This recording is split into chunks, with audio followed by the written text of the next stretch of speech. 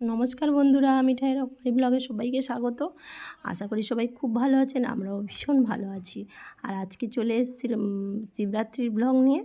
তো শিবরাত্রির জোগাড়জাত আমরা শুরু করে দিয়েছি। প্রথমে বাড়িতে পুজো দিয়ে তারপরে মন্দিরে পুজো দিতে যাব। তো সেজন্য আমি ফল টল কেটে নিচ্ছি। আর এদিকে আমার মেয়ে আর আমাদের পাশের বাড়ির দেওরের দুটো মেয়ে, ওরা আমাকে সাহায্য করছে ফুলের মালা গাঁথায়। এই যে আমি ফলগুলো কেটে নিয়ে এই মন্দিরে অনেকগুলো ডালা হবে, হ্যাঁ, এখানে পুজো দেবো। তারপরে আমার ঘরে কার্তিক ঠাকুর আছে, সেখানেও পুজো দেব। দিয়ে তারপরে আমি যাব মন্দিরে পুজো দিতে। এই দেখুন সমস্ত ডালা সাজানো হয়ে গিয়েছে। এই যে ভাসুরের একটা ছেলে, ও চন্দন ঘুরছে। আমার মেয়ে তো ফুলের ঝুড়ি নিয়ে মারামারি করছে, ও কাউকে দেবে না, ও ফুল ছাড়াবে। ওই দেখুন, ও কাউকে দেবে না, ও সমস্ত ফুল ও নাকি ছাড়াবে। তো যাই হোক, এদিকে আমার ফল টল কেটে ডালা সাজানো সব রেডি। এবারে এই কোন বাটাতে কি পড়েছে, সব কি ফল সব বাটাতে পড়েছে কিনা সেটা একবার দেখে নিচ্ছিলাম ভালো করে।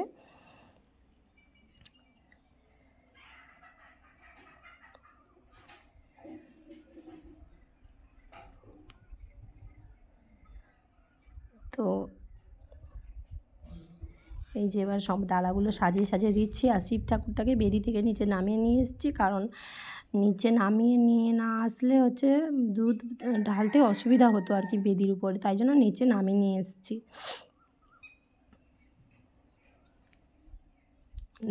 সমস্ত ঠাকুরকে ধরে ধরে দিলাম। ওদিকে জগন্নাথ, বলরাম, সুভদ্রা আছে, মা কালী, সরস্বতী, হ্যাঁ, লক্ষ্মীনারায়ণ, তারপরে বিশালক্ষ্মী, অনেক ঠাকুর আছে এই মন্দিরে।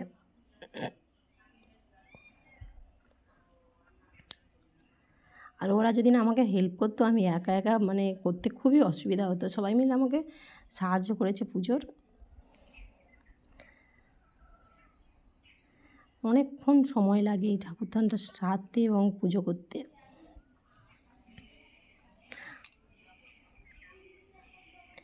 এই যে আমাদের পুজোর জোগাড় সমস্ত হয়ে গিয়েছে।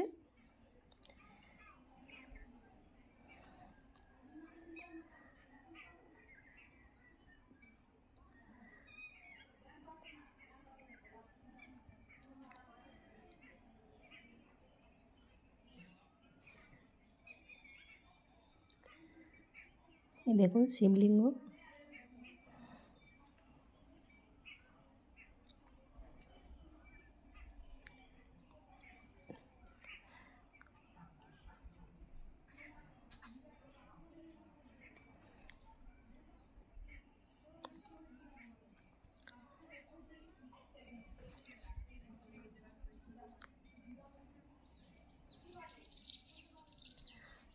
মোমবাতিগুলো জ্বালিয়ে দিচ্ছে।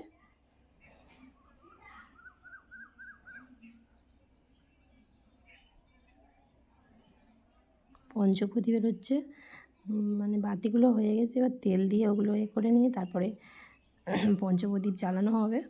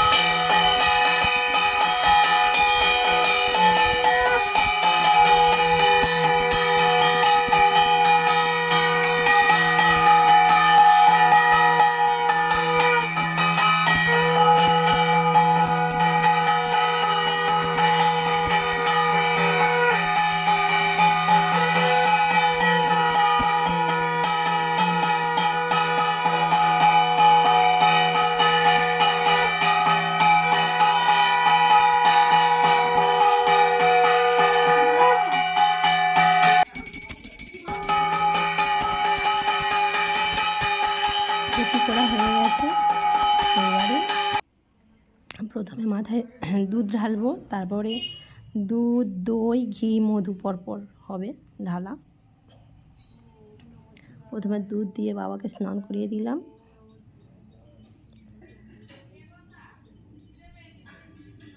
প্রথমে এমনি শিবলিঙ্গকে গঙ্গা জল দিয়ে স্নান করিয়ে তারপরে হচ্ছে মালা টালা পরিয়ে পুজো করেছি, তারপরে দুধ ঢালছি মাথায়, এবার দই মাখাচ্ছি।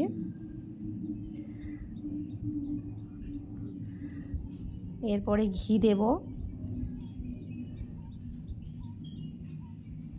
ঘি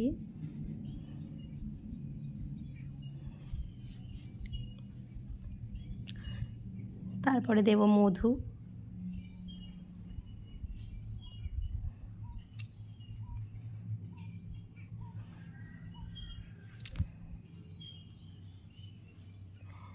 এই মধু দেওয়া হচ্ছে।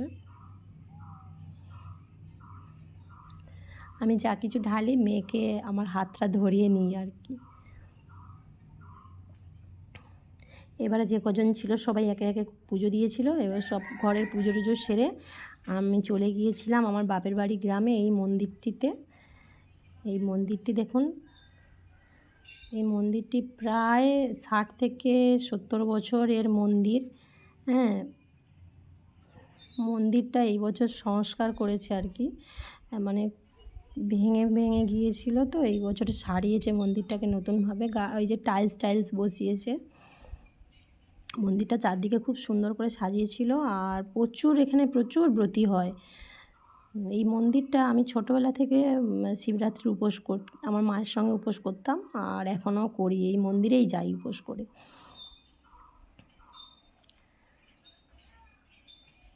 এখানে শিবলিঙ্গটাও খুব বড়, এই যে বাজনা হচ্ছিল। আজ বছর 3-4 হলো শিবরাত্রিতে এই ব্যান্ড বাজনাটা আসে। আর এই একই মানে গ্রামে পাশাপাশি একদম কাছেই আর ওই একটি শিব মন্দির। এই মন্দিরটা আগে পোড়ো মন্দিরের মতো পড়ে থাকতো, তো আজ বছর 5-6 হলো এই মন্দিরটাকেও খুব সুন্দরভাবে আবার নতুন করে করেছে। আর এবছর দেখলাম রং টং করে আরও খুব সুন্দর মানে তৈরি করেছে আর কি, রং টং করে একবার নতুনের মতন করে ফেলেছে। এইখানেও মোটামুটি লোক আছে, তবে এইখানে ব্রতী হয় না, ওরা বাড়িরই লোকজন পুজো দেয়, যাদের মন্দির তারাই পুজো দেয়। আর যে মন্দিরটা আগে দেখালাম ওটাও ব্যক্তিগত মন্দির, কিন্তু ওখানে প্রচুর লোকের ভিড় হয়। এই মন্দিরটা বেশ ফাঁকা বলে মানে ভালো লাগছিল। আর এইখানে আমার মেয়ে সেখান থেকে মোটেই যেতে চাচ্ছিল না, একদম কেউ নেই তো লোকজন, ওইখানে বেশ আনন্দ করেছে এই মন্দিরটাতে। ফাঁকা পেয়ার ওই মন্দিরটাতে তো একটুও জায়গা নেই বসার মতো, এত ভিড়। ও একেবারে মন্দিরে মানে উঠে শটান একবার ভিতরে ঢুকে গেছে, গিয়ে শিব ঠাকুরের কাছে ষষ্ঠাঙ্গে প্রণাম করছে ভেতরে ঢুকে গিয়ে।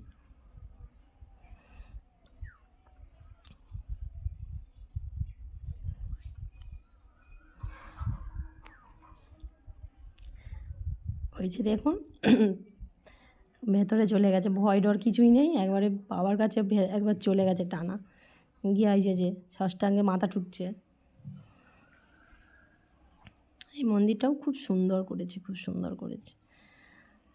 আগে এই মন্দিরটার পুজোই হতো না।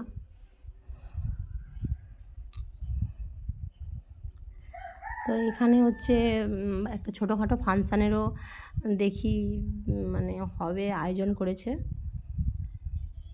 এই মন্দিরে আমরা বেশ অনেকক্ষণ ছিলাম।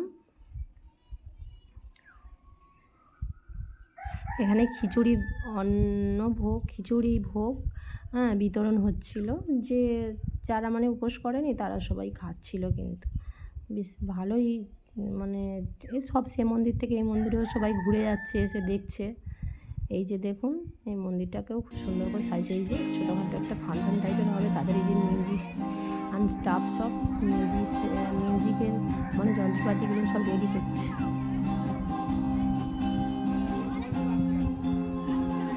তো ওখান থেকে মেয়েকে নিয়ে আবারও এইখানে চলে এলাম। এখানে তখন দুধ ঢালা শুরু হয়ে গেছিলো। দেখুন বাবার মূর্তিটা দেখুন, এত ভিড় হয়েছে তো এখানে ক্যামেরা করা যাচ্ছিল না। এই গেট থেকে কোনো রকমের মানে মোবাইলটা ধরেছিল, তাও আবার সাইড থেকে লোকজন যাচ্ছিল ধাক্কা দিয়ে দিয়ে। ওই দিকে একটা গেট আছে, ওই গেট থেকে ঢুকছে, এই গেট থেকে বেরিয়ে যাচ্ছে। এই যে বাবার মূর্তিটা দেখুন, বিশাল বড় শিবলিঙ্গ, দেখলে মানে শান্তি।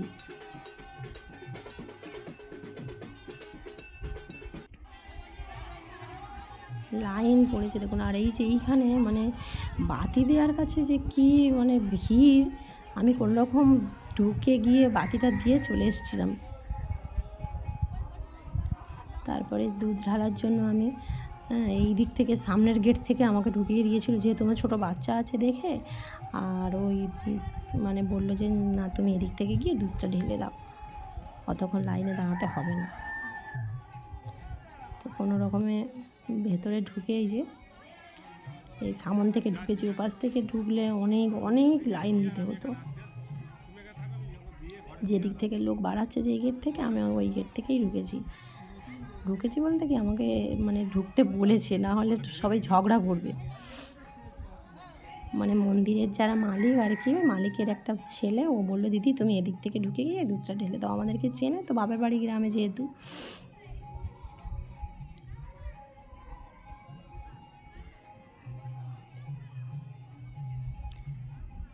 তো আমি আর 4 প্রহর থাকবো না, যেহেতু আমার ছোটো বাচ্চা, তাই আমি 1 প্রহরেই দুধের সাথে ঘি, মধু আর দই সব একসাথে মিশিয়ে দিয়ে দিয়েছিলাম বাবার মাথায়। জানি না তাতে বাবা খুশি হয়েছিল কি না। যাই হোক, দুধ ঢেলে বাড়িতে চলে এসেছিলাম। এসে এই যে ছোলা খেয়ে